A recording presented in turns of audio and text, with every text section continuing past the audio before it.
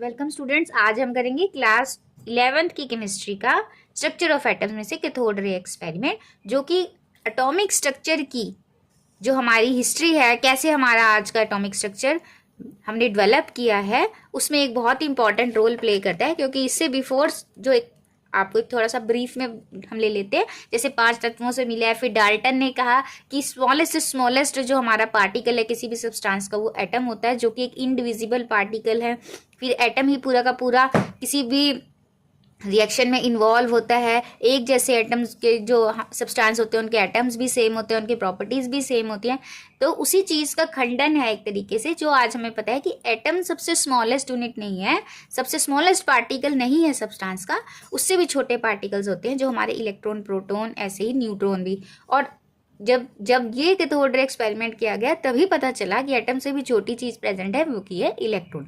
तो कैसे किया ये एक्सपेरिमेंट? सबसे पहले विलियम क्रूक्स ने किया था ये। उसने एक डिस्चार्ज ट्यूब ली जो कि 60 सेंटीमीटर लंबी थी, और उसके अंदर उसने लगभग एक एटमोस्फेयर प्रेशर लिया और बहुत ही हाई वोल्टेज पे करंट अप्लाई किया गया। 1000 वोल्ट्स पे जो हमारा करंट अप्लाई करने पर ये 2 इलेक्ट्रोड्स हैं, और ये गैस फिल है बहुत कम प्रेशर पे। ये वैक्यूम लगा दिया ताकि प्रेशर को कम ज़्यादा किया जा सके। ठीक है, इतना प्रेशर जब अप्लाई किया गया, इतना वोल्टेज अप्लाई किया गया 1 एटमोस्फेयर प्रेशर पे, तो क्या हुआ यहाँ पे, इससे इस तक तो कोई करंट फ्लो नहीं है। लेकिन जब और प्रेशर डाउन किया, लगभग 10⁻⁻² mm तक प्रेशर को डाउन किया गया, तो ये जो हमारी ट्यूब थी ये थोड़ी ग्लो होनी शुरू हो गई। राइट, इसमें थोड़ा सा ग्लो आ गया। ये जो ट्यूब थी ग्लो होने लगी, जैसे हमारी ट्यूब जलती है, लगभग ऐसे मान सकते हो आप। और उसके बाद फर्दर जब इसने प्रेशर को डाउन किया, तो हमारे को मेन रिजल्ट्स हमारे यहाँ से कहानी स्टार्ट होती है, इसके बाद से। अब उसके लिए हमने क्या किया गया, तब उन्होंने देखा कि कुछ पार्टिकल्स निकल रहे, तो उन्होंने डिस्चार्ज ट्यूब में थोड़े से चेंजेस कर दिए। क्या किया उन्होंने? डिस्चार्ज ट्यूब ली हमने। डिस्चार्ज ट्यूब को उन्होंने क्या किया गया, एक साइड से जिंक सल्फाइड की कोटिंग की। क्या किया? जिंक सल्फाइड की कोटिंग की। और जो एनोड लिया गया, ये 2 टर्मिनल है, उसमें से ये हमारा कैथोड है, राइट, इधर वाला बेटा, और इधर वाला जो है ये हमारा एनोड है। This is our anode. और ये परफोरेटेड है। परफोरेटेड का मतलब होता है इसके अंदर क्या है, होल्स। परफोरेटेड एनोड का मतलब है विद होल्स। जो हमारी एनोड है उसके अंदर होल्स है, परफोरेटेड एनोड लीजिए, विद होल्स है एनोड के अंदर। राइट, अब इसके अंदर जो प्रेशर है वो हमारा 10⁻⁻4 mm मरकरी तक है, और यहाँ पे हमारा वैक्यूम लगा दिया गया। और again high voltage DC current, high voltage DC current was applied. और कितना है वो, लगभग मैंने पहले बताया 10,000 वोल्ट्स के राउंड अबाउट जो है इसमें जो हमारा पोटेंशियल अप्लाई किया गया। जब इतना पोटेंशियल अप्लाई किया गया, तो जो अनोड थी ये क्या करती है, इलेक्ट्रोड में से इलेक्ट्रॉन्स को खींच लेती है। क्या लेती है? इलेक्ट्रॉन्स। हमें तो अब पता है इलेक्ट्रॉन, लेकिन उस वक्त तक ये बात नहीं पता थी कि इलेक्ट्रॉन जैसी भी कोई चीज है। इसके अकॉर्डिंग हमको तो अब पता है। तो अनोड ने क्या किया, यहाँ से कुछ पार्टिकल्स खींच लिए, और वो पार्टिकल्स ने क्या किया, जब कैसे पता चला वो पार्टिकल्स हैं, तो वो पार्टिकल्स ट्रेवल हुए फ्रॉम कैथोड टू एनोड, और वो कहाँ स्ट्राइक हुए, जिंक सल्फाइड पे। तो उनके अकॉर्डिंगली जिंक ग्लो हुई। बीच में कोई जब 10⁻⁻4 था, तो जो ग्लो था 10⁻⁻2 पे आए, वो ग्लो बंद हो गया। लेकिन कुछ ना कुछ पार्टिकल जरूर राइज हुए, क्योंकि यहाँ पे जिंक सल्फाइड की कोटिंग क्या होने लगी, वहां पे ग्रीनिश ग्लो नजर आने लगा। जो हमारी जिंक सल्फाइड की कोटिंग थी at end of the anode, वो स्टार्ट होने लगी, उसमें ग्रीनिश ग्लो अपीयर हुआ। मतलब फ्लोरोसेंट मटेरियल था ये, और इस पे जब कुछ पार्टिकल्स पड़े तो ये ग्लो होनी शुरू हो गई। और बीच में कुछ भी ग्लो नहीं था, पर उन्हें कैसे पता चला? क्योंकि यहाँ पे ग्लो हुआ है नोड की साइड। और क्यों ऐसा लग रहा है कि वो कैथोड से आए हैं? क्योंकि वो कहाँ से मूव हो रहे हैं, यहाँ से एनोड की तरफ से आके इधर, यानी मूवमेंट किस साइड डायरेक्शन से थी, कैथोड टू एनोड। इसलिए उनको क्या पार्टिकल्स की डायरेक्शन क्या हुई, फ्रॉम कैथोड टू एनोड। तो उन्हें पता चल गया कि कुछ ना कुछ चीज यहाँ से जरूर एमिट हुई है कैथोड से, जिसके कारण वो यहाँ पे स्ट्राइक हुई, और हमारा जो जिंक सल्फाइड के यहाँ पे कोटिंग वो ग्लो होनी शुरू हो गई। राइट, अब इतना कम उन्होंने प्रेशर अप्लाई किया था। तो फिर उसके बाद और क्या क्या रिजल्ट्स इन्होंने इसमें फाइंड किए, और कुछ पता लगाने के लिए उन्होंने और चीजें इसके साथ की, जैसे कि एक पैडल लगा दिया बीच में, ये हमारा नेगेटिव पॉजिटिव टर्मिनल है, ये कैथोड अगेन ये नोड, तो उन्होंने एक पैडल लगा दिया। अब ये माइका का था, ये कैसा था, माइका का पैडल था हमारा, और ये इसकी यहाँ पे क्या हुआ, शेडो बनी, जिससे उन्होंने क्या और रिलेशन निकाल लिया कि जो ये पार्टिकल्स हैं they travel in straight line, they travel in straight line, वो कैसे ट्रेवल कर रहे थे, स्ट्रेट लाइन में ट्रेवल कर रहे थे, राइट।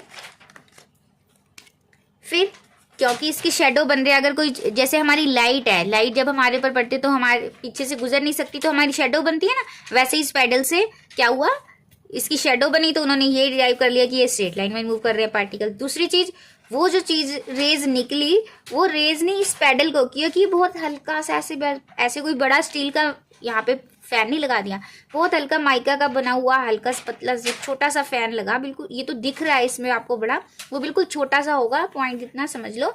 तो वो क्या हुआ, इसमें रोटेशन स्टार्ट हो गई, वो क्या हुआ, ऐसे घूमने लगा। मूवमेंट ऑफ पेडल से उन्हें क्या लगा कि वो पार्टिकल नेचर के हैं, मूवमेंट हुई तो वो उन्होंने क्या सजेस्ट किया, they are particle in nature, ठीक है। तो ये वो स्ट्रेट लाइन में मूव करते हैं, वो पार्टिकल इन नेचर है। फिर कैसे पता चला कि ये नेगेटिवली चार्ज है, फिर उन्होंने इसमें इलेक्ट्रिसिटी लगा दी, ये ऐसे, ये तो हमारा हाई वोल्टेज लगा हुआ है, ये एनोड हो गया, ये कैथोड हो गया, ये पार्टिकल्स निकले। अब वहां पे उसके आगे जो पार्ट था बिफोर जिंक सल्फाइड, उन्होंने क्या किया, यहाँ पे एक बहुत ही लो वोल्टेज करंट अप्लाई कर दिया। ये तो हाई वोल्टेज पे रेडिएशंस बनी, पर जो वो रेज अमीट हुई, वो रेज ने क्या किया, ये जो छोटी लो वोल्टेज हमने करंट अप्लाई किया, क्योंकि इलेक्ट्रिक फील्ड आपने अप्लाई कर दिया, तो ये डिफ्लेक्ट होगी। अब वो क्योंकि रे सीधी सीधी आ रही हैं, वो पॉजिटिव की तरफ मुड़ गई, जिंक सल्फाइड के एक ही कोने पे सारी इंडिकेशन में ऐसे पॉइंट्स बने, जो कि किसकी तरफ थी, प्लस वाले की तरफ, जिसकी किसकी तरफ थी, प्लस वाले की तरफ। अब पॉजिटिव होती तो नेगेटिव की तरफ जाती, सीधी जाती तो मतलब न्यूट्रल थी, कोई चार्ज नहीं था। अब वो पॉजिटिव की तरफ गई हैं, इसका मतलब क्या सजेस्ट कर रही है, that the rays are negatively charge, rays are negatively charge, उनपे क्या चार्ज है, नेगेटिव, उनपे क्या चार्ज है, नेगेटिव, राइट। अब उन्होंने फिर क्या किया, इन्हीं डिस्चार्ज ट्यूब में जो पार्टिकल्स थे बार बार वो चेंज करते, मतलब गैस जो थी उन्होंने चेंज करते रहे, ऐसे ही मैग्नेटिक फील्ड भी लगाया, और अलग अलग गैसेस डालने पर उन्होंने क्या रिजल्ट पाया कि जो हमारी डिफ्लेक्शन थी, सारी चीजें थी, वो सेम थी, कि वो नेचर ऑफ गैस पे नहीं डिपेंड कर रही, independent of nature of gas के क्या है, वो इंडिपेंडेंट, कोई भी वो ला रहे हैं। तो क्योंकि जे थॉमसन ने यहाँ पे,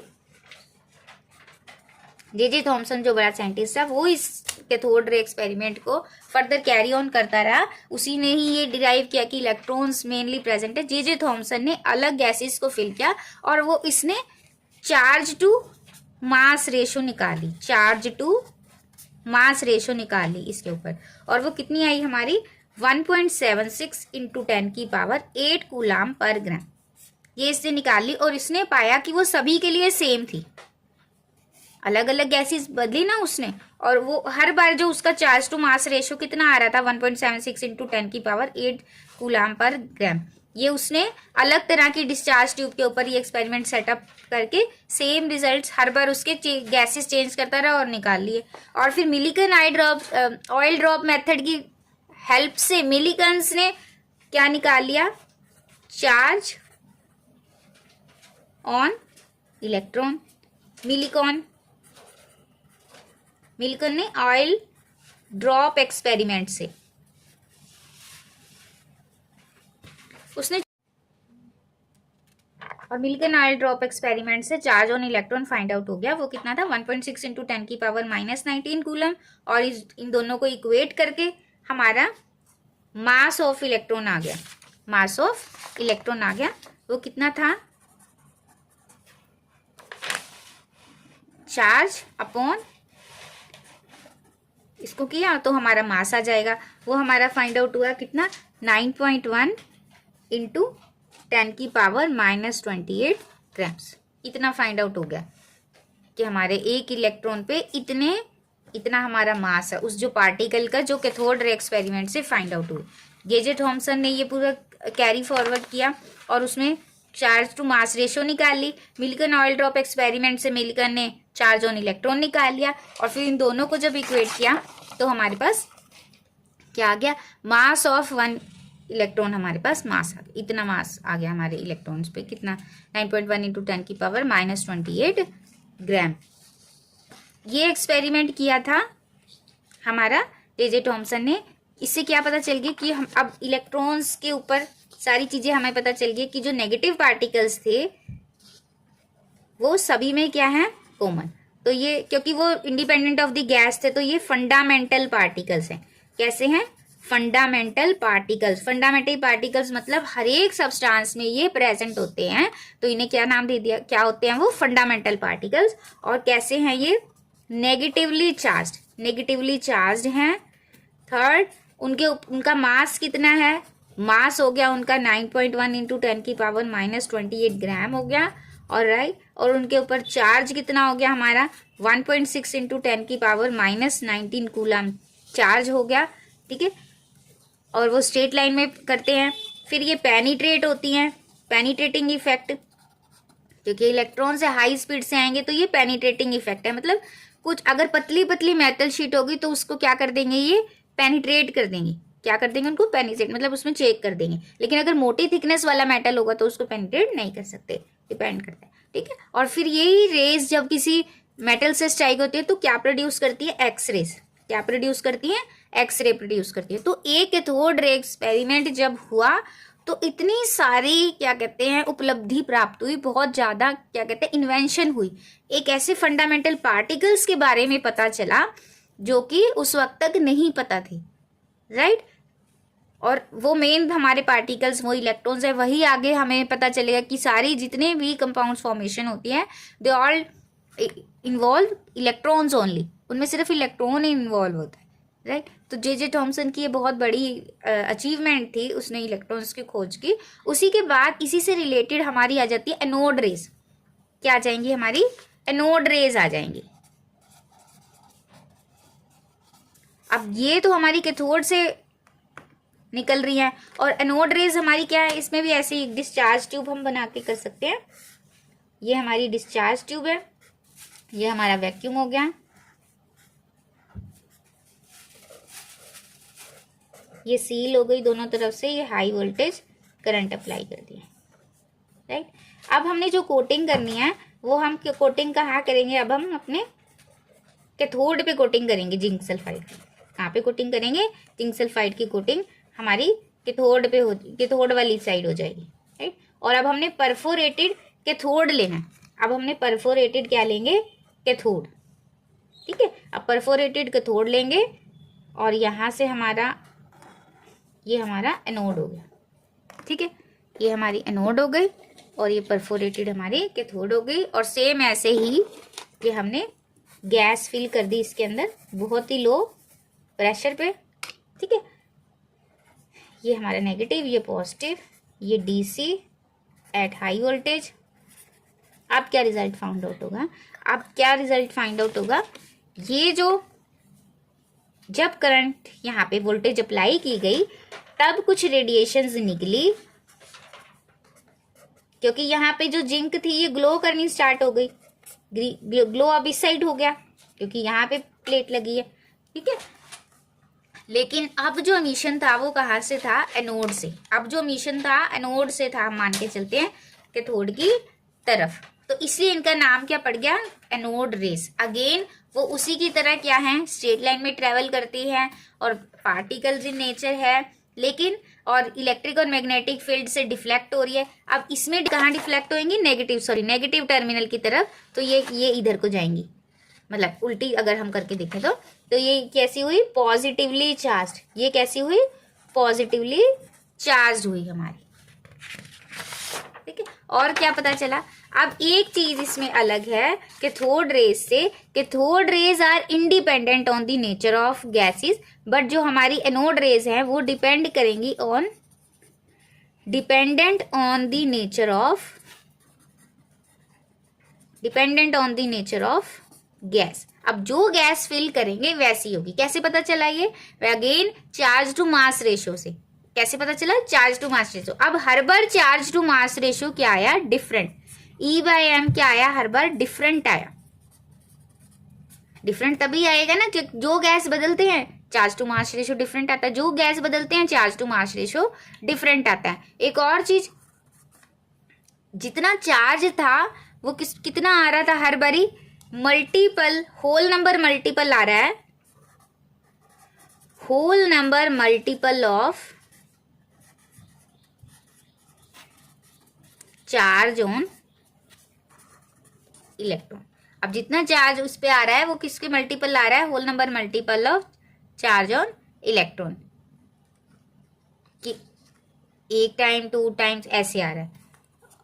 अब गैसेस पे डिपेंडेंट है। और ये गैस प्रोड्यूस कैसे होंगी? प्रोड्यूस कैसे? हम ये मान के चलते हैं, फर्स्ट जो गैस, जो यहाँ से इलेक्ट्रॉन्स तो अमिट हुए ही होंगे। जो इलेक्ट्रॉन अमिट हुए हैं उन्होंने गैस को क्या कर दिया? आयोनाइज। उन्होंने क्या कर दिया? गैस को आयोनाइज कर दिया। जब गैस आयोनाइज हुई, इलेक्ट्रॉन निकलने के बाद, इलेक्ट्रॉन निकले होंगे पर हमने क्योंकि जिंक सल्फाइड कहाँ लगाई हुई है? अब कैथोड की तरफ, तो सिर्फ दिखेगी कहाँ? यहाँ। तो हमें लगेगा पार्टिकल इधर ही निकल रहे, लेकिन वो तो निकले ही होंगे, इलेक्ट्रॉन्स तो निकले ही हैं, अमिट हुए ही हैं। कैथोड भी यानी कि निकली है इसी के साथ साथ। तो वो जब कैथोड निकली तो जो पार्टिकल्स रिमेनिंग थे, एक्चुअली एनोड रेज कैथोड के साथ ही हैं, पर हमने वहां पे स्टडी सिर्फ कैथोड को किया। अब यहाँ पे स्टडी किसको किया जा रहा है? एनोड को। तो जो वो पार्टिकल इलेक्ट्रॉन निकले थे वो कैसे निकले हैं? पहले तो हाई पोटेंशियल से कैथोड से एक इलेक्ट्रॉन निकला था, फिर उसके बाद वो टकराए थे गैस के साथ और गैस आयनाइज हुई, उसमें से इलेक्ट्रॉन निकले और गैस क्या बदल गई? पॉजिटिव आयंस में, पॉजिटिव आयंस में बदल गई। और वो स्ट्राइक हो रहे हैं हमारे जिंक सल्फाइड पे, जिसके कारण ये ग्लो कर रही है। इसीलिए पॉजिटिव आयन कौन से है? गैस के पार्टिकल्स। कौन से हैं? गैस के, गैसियस आयंस आएंगे। ठीक है। अब ये गैसियस आयंस तो फिर गैस पे डिपेंड करेंगे ना। अब जोन सी गैस होगी उसी के आयंस होंगे। अब मान लो हाइड्रोजन है तो H+ होंगे, ऑक्सीजन है तो O+ होंगे, तो उनके गैस आयंस हैं। तो इसीलिए चार्ज टू मास रेशियो भी हर बार क्या हो रही है? डिफरेंट। तो एनोड प्रोटॉन्स नहीं है, एनोड रेज है गैसियस आयंस की रेज। अब ये फाइंड आउट करने के लिए कि एग्जैक्ट पार्टिकल्स क्या है, तो ये फंडामेंटल नहीं है।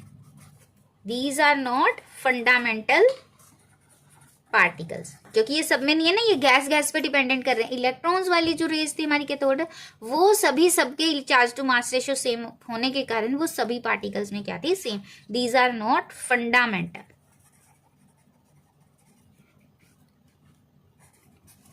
राइट, ये गैस पे डिपेंड। और सबसे ज्यादा चार्ज टू मास रेशियो जब गैसेस को अलग अलग को चेंज किया गया तो किसमें पाई गई? हाइड्रोजन गैस से आई। तो हाइड्रोजन गैस से आपकी चार्ज टू मास रेशियो क्या आई? मैक्सिमम।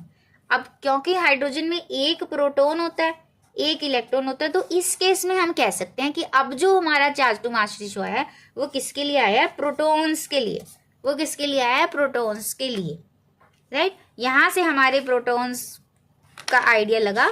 और कितना फाइंड आउट हुआ हमारे कि चार्ज टू मास रेशियो से चार्ज तो सेम था, जितना हमारे इलेक्ट्रॉन पे चार्ज था उतना ही हमारे प्रोटॉन पे चार्ज फाइंड आउट हुआ, दैट इज 1.6 × 10⁻⁻19 कूलम। लेकिन जो मास ऑफ प्रोटॉन था जो हाइड्रोजन से आया वो हमारा था 1837। वो कितना आया हमारा? 1837 हमारा इसके ऊपर मास आया। राइट, तो ये हमारा था एनोड रेस और कैथोड रेस, यानी कि थोड़ा ये वाला एक्सपेरिमेंट किया था गोल्डस्टीन ने। This experiment was performed by Goldstein. Anode रे एक्सपेरिमेंट हमारा गोल्डस्टीन ने किया था। और इससे हमें थोड़ा प्रोटॉन का आइडिया लगा कि पॉजिटिव चीजें भी उसमें प्रेजेंट होती हैं। और न्यूट्रॉन तो अब लेटर, ये हमारे अर्ली 90s में 19 सेंचुरी में पता चला। ये सारी 1800 की एंड में डिस्कवर हुए थे। राइट, और मास ऑफ प्रोटॉन जो हमारा फाइंड आउट हुआ वो हमारा था या तो इतने टाइम्स ऑफ इलेक्ट्रॉन और या फिर 1.67 × 10⁻⁻27 kg। इतना वेट हमारे प्रोटॉन का था। और AMU में हमारा 1.00727 U राइट अबाउट, और इतने times of the mass of electron, right, this is the mass of proton. तो thank you so much students. In next video हम करेंगे J Thomson model, Rutherford models, उनकी ड्रॉबैक, ये चीज़ें हम नेक्स्ट वीडियो में करेंगे। Thank you so much, will meet in next video.